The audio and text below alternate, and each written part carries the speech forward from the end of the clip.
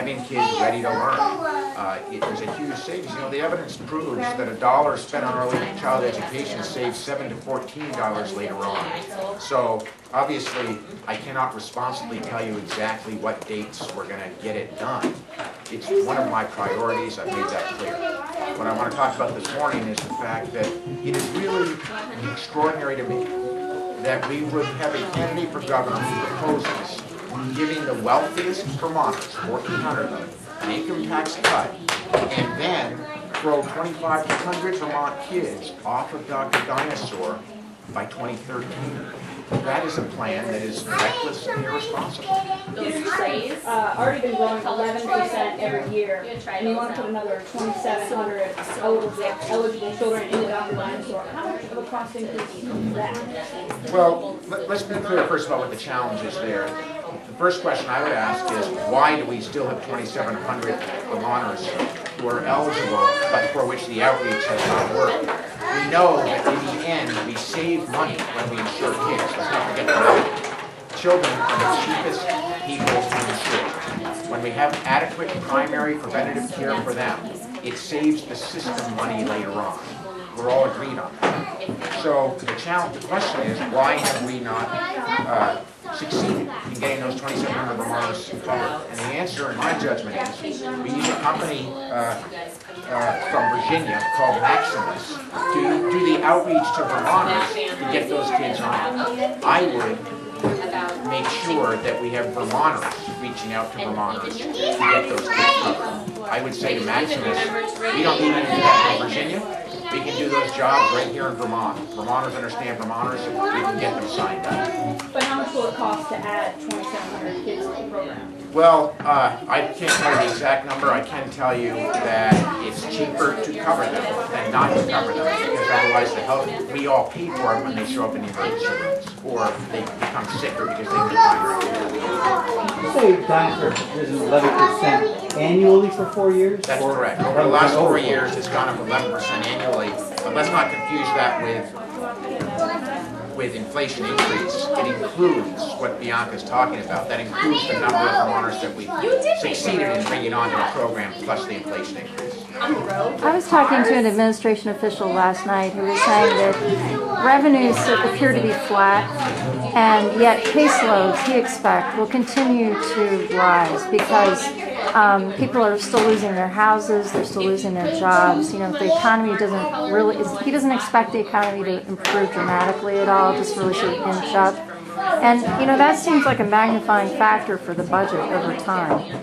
Because part of, I think, what everyone was banking on at one point was the idea that those caseloads would drop and you'd see some savings.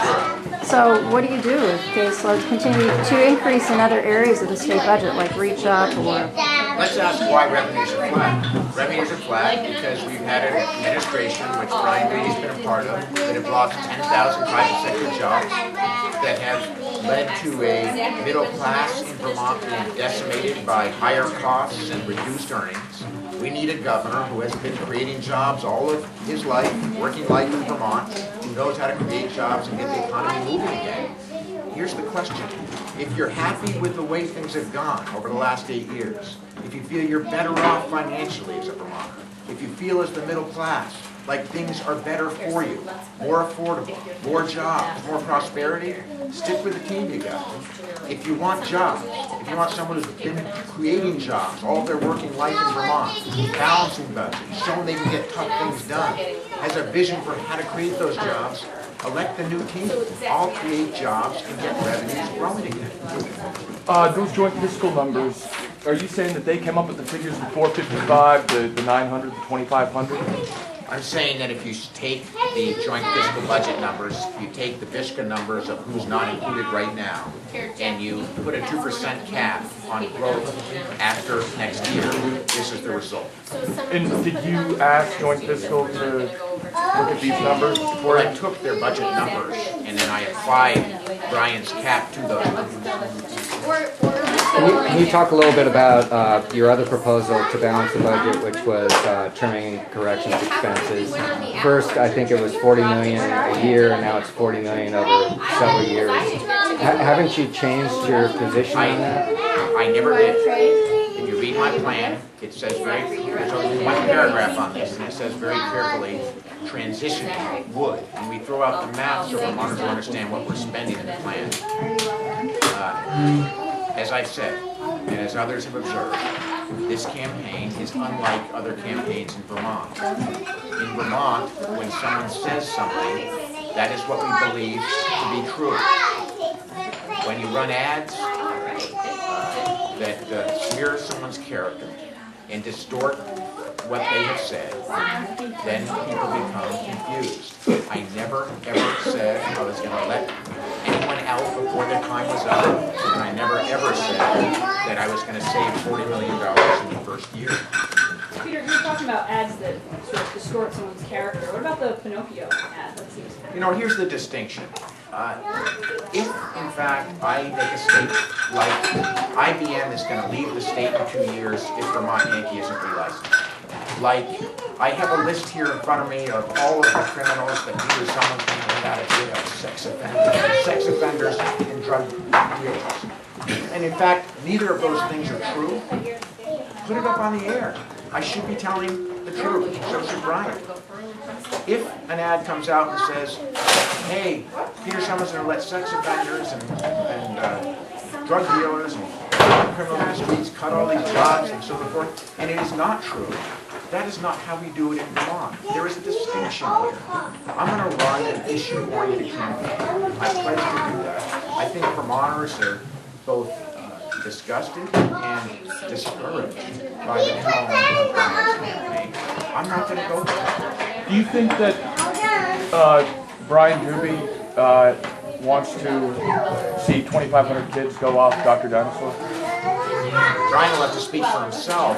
We have a responsibility when we're running for governor to make proposals on things like budgets and then understand what the consequences of those decisions are. The result of a 2% spending cut over the next 3 years, 2013, 2014, 2015, is what I just outlined. But Brian's telling us much the same thing that you are, that, look, this is going to be a conversation between the next legislature and the next governor about how we get to where I want to go. You can't tell us specifically how you're going to avoid... I can tell you specifically, Peter, that if I propose a 2% cut in 2013, 2014, and 2015 across the board, I will be proposing cutting 2,544 kids off Dr. Dinosaur in the third year.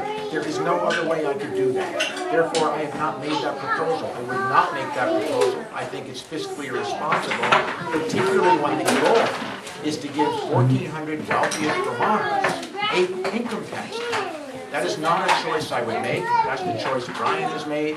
It's a discussion we should be having in Vermont. What does it mean? No one has yet asked. What do these caps mean? We're going to be looking at the caps. Here's your first vision of what they mean.